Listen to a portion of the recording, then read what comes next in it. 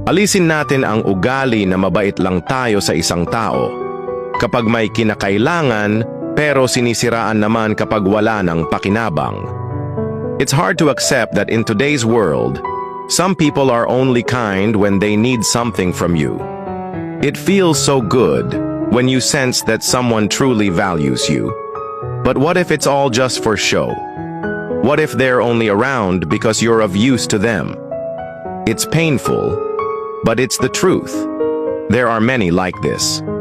Pero mas masakit pa kapag pagkatapos mong magamit, ikaw pa ang sinisiraan.